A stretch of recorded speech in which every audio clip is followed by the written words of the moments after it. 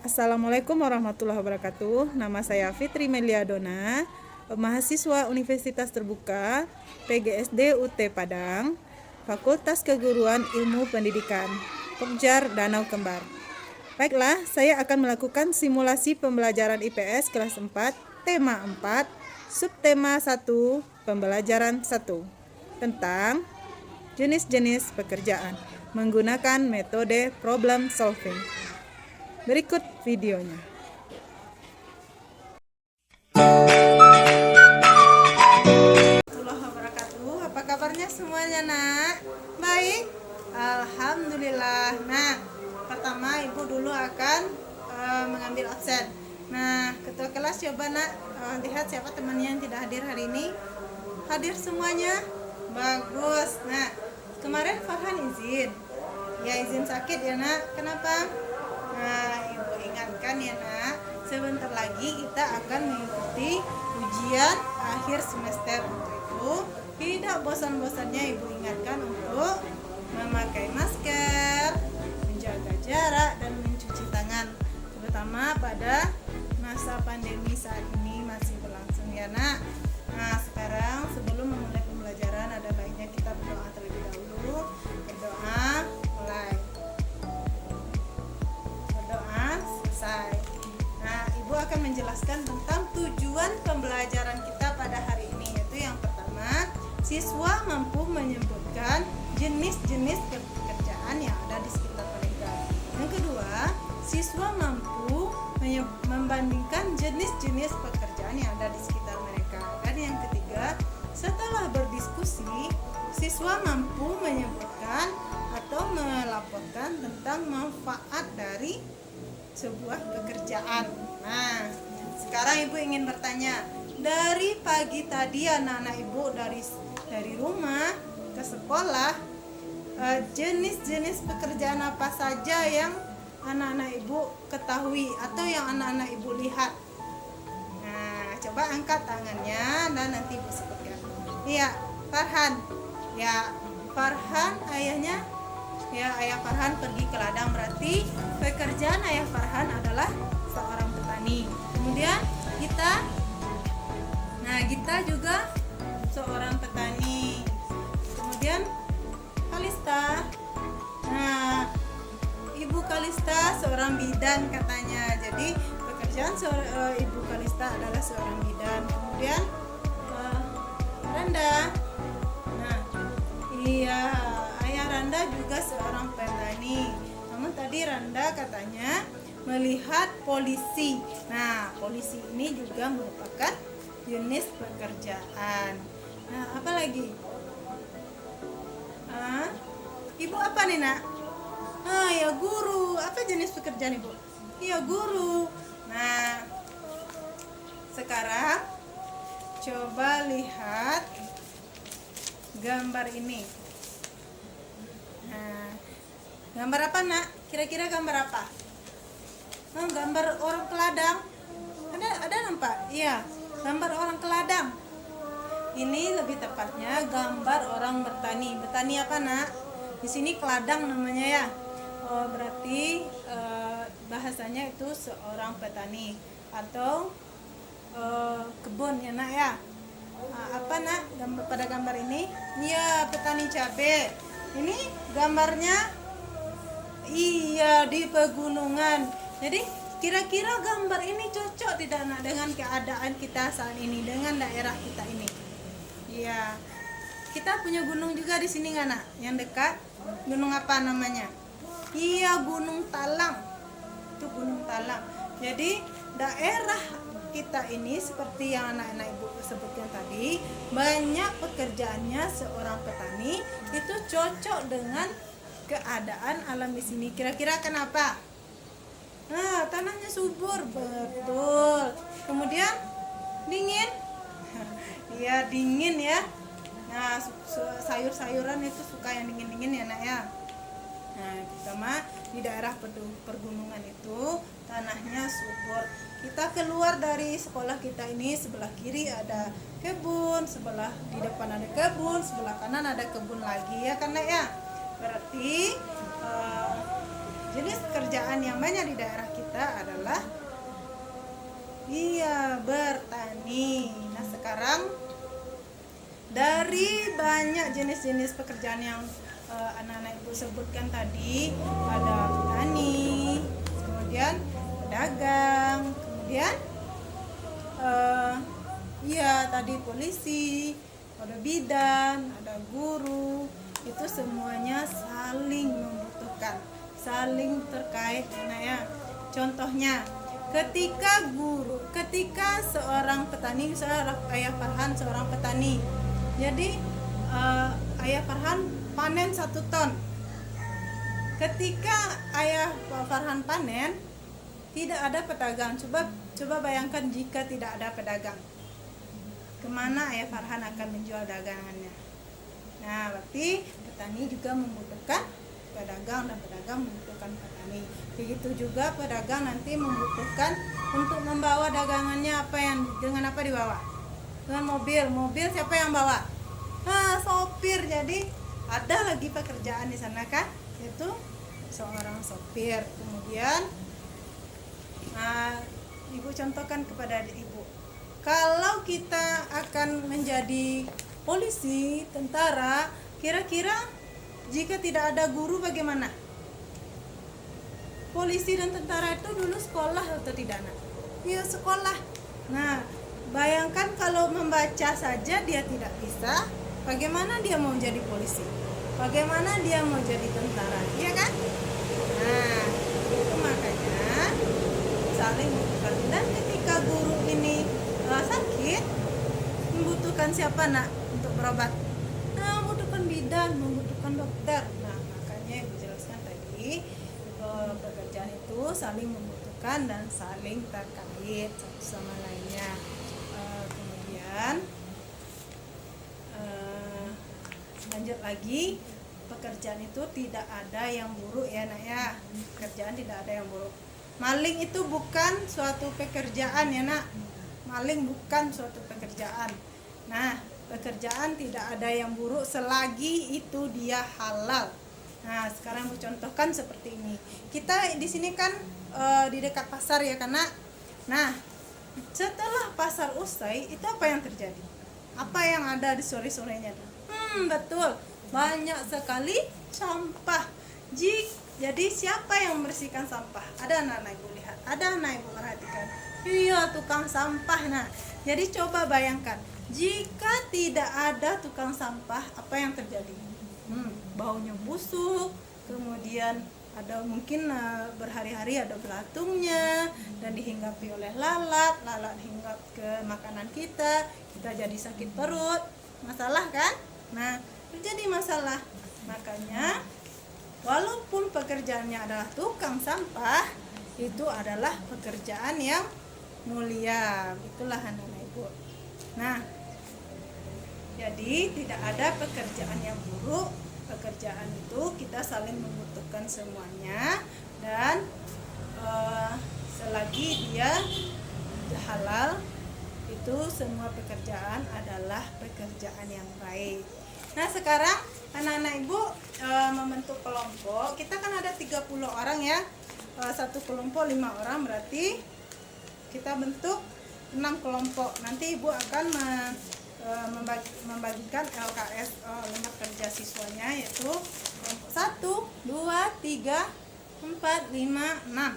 Nah, sekarang perhatikan cara mengerjakannya. Ibu akan menunjukkan cara mengerjakannya. Ini ada lembar kerja siswa. Nah, pada lembar kerja siswa ini perhatikan di sana apa permasalahan yang terjadi di sana. Apa sih permasalahan yang terjadi pada gambar ini?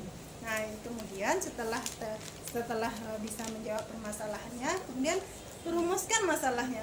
Mengapa sih terjadi? Apa sih penyebabnya dari permasalahan ini? Nah, kemudian ketiga, kita mulai merumuskan hipotesis atau mencari informasi yang dapat digunakan untuk pemecahan masalahnya. Jadi solusinya ini, apa sih solusi dari permasalahan ini? Nah, seperti itu. Nah, ibu akan membagikannya kepada tiap kelompok. LKS ini satu kelompok. Dan nanti masing-masing kelompok perwakilannya akan membacakan hasil diskusinya ke depan, dan setiap kelompok memberi nama kelompoknya. Bebas apa saja nama kelompoknya, bebas, yang penting buat sekreatif mungkin, karena ibu nanti akan menilai kelompok yang diskusinya baik, yang tidak yang diskusinya alot, dan hasil diskusinya juga bagus. Nah, sekarang mulai dari sekarang kerjakan LKS ini. Ibu beri waktu 30 menit mulai dari sekarang.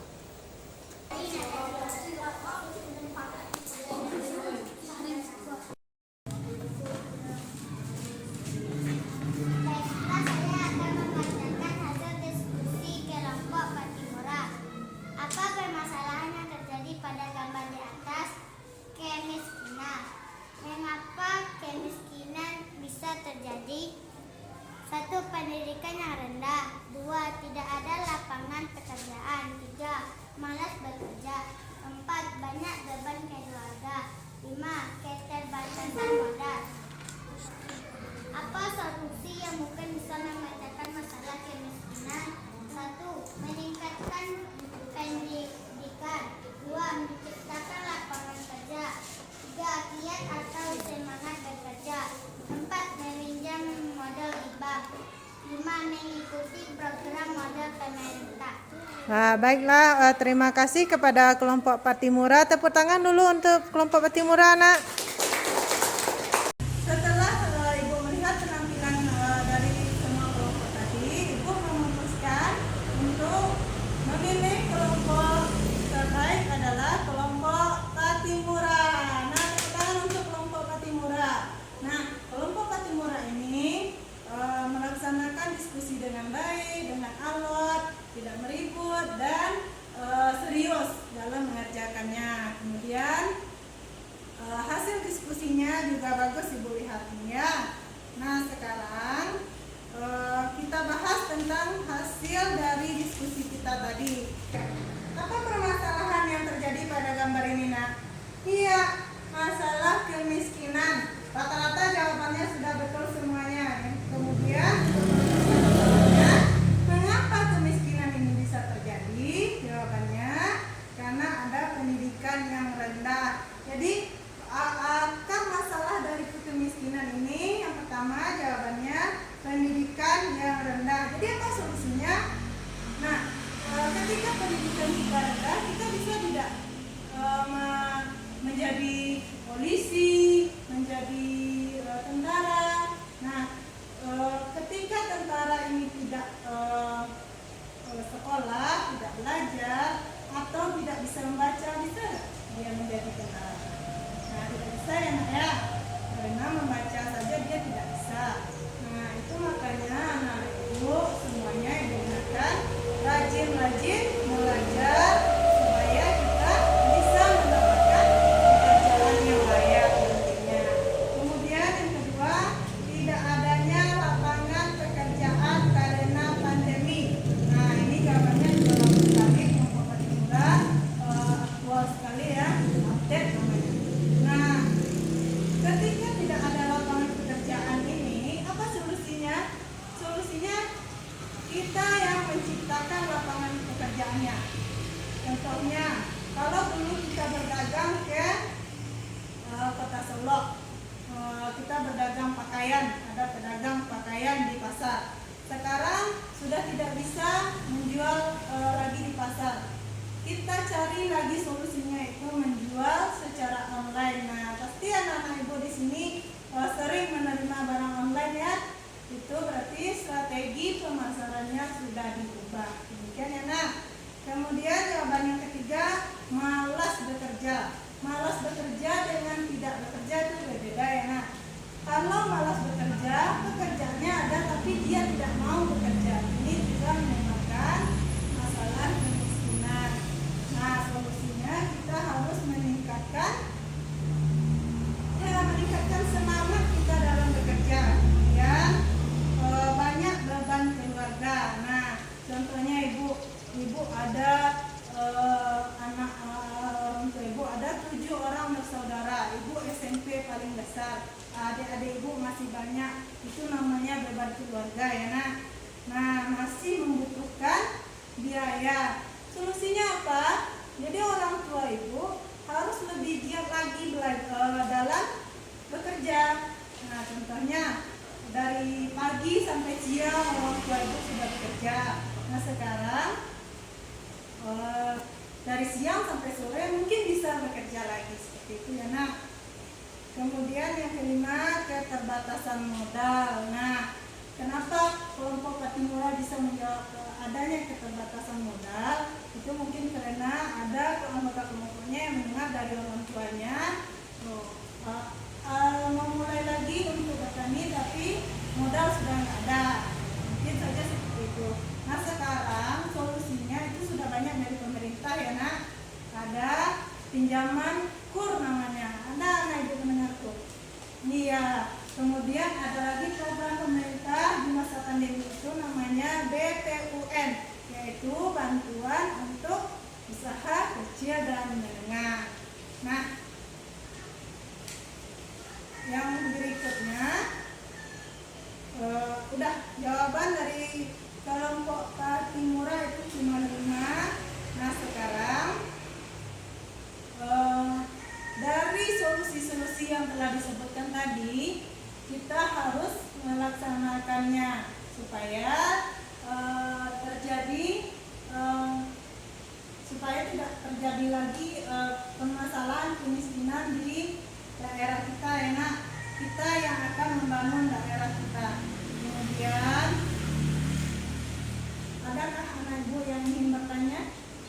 Iya, Rani coba. Nah, bagus sekali. Rani bertanya, apa sih Bu manfaat dari bekerja? Nah, manfaat dari pekerjaan ini yaitu yang pertama memenuhi kebutuhan hidup. Contohnya, kalau ayah Rani tidak bekerja, dengan apa ayah Rani membeli beras, membeli pakaian, dan memenuhi kebutuhan Rani lainnya.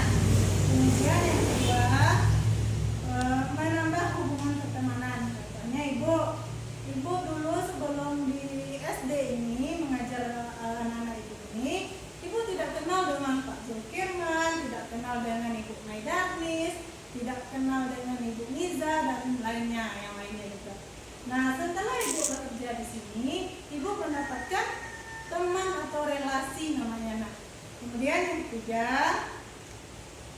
meningkatkan kesejahteraan. Nah, contohnya Rani biasanya ke sekolah jalan kaki. Nah, setelah ayah Rani giat bekerja, rajin bekerja, ayah Rani mampu membeli sepeda motor. Nah, sekarang Rani sudah bisa ke sekolah naik sepeda motor dengan ayah Rani. Atau mungkin biasanya Rani pergi ke Solo itu dengan angkutan umum, dengan mobil umum. Sekarang karena ayah Rani giat bekerja, Rani sudah bisa beli mobil ayahnya. Jadi Rani sudah bisa pergi kemana-mana naik mobil. Itu berarti tingkat kesejahteraan di keluarga Rani itu sudah meningkat. Paham ya? Kemudian yang keempat, belajar menyelesaikan masalah. Nah, dari kita berumah tangga, dari rumah tangga atau keluarga kita di rumah itu pasti ada permasalahannya, itu namanya permasalahan ekonomi. Jadi dengan bekerja ini maka terselesaikanlah masalah ekonomi tersebut.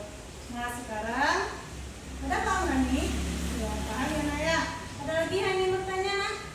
Nah, kalau tidak ada, Ibu akan memberi tugas tentang clipping. Nah, membuat clipping tentang jenis-jenis pekerjaan dan manfaat pekerjaan. Nah, anak-anak Ibu boleh mengambilnya dari koran, dari internet juga boleh. Yang penting tugasnya dikumpulkan dalam 3 hari ini ya nak. Nah, kemudian demikian pembelajaran kita hari ini akan Ibu simpulkan. Yang pertama yaitu jenis-jenis pekerjaan yang ada di sekitar kita itu mayoritas adalah apa tadi? Ya, petani, karena kita berada di daerah pegunungan. Yang kedua, pedagang, karena ya kita terdapat di Ya, di daerah kita terdapat ya pasar ya nah.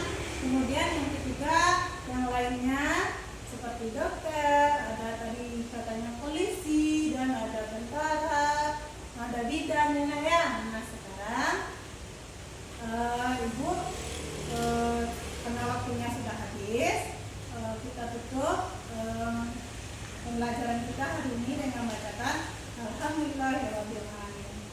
Assalamualaikum warahmatullahi wabarakatuh.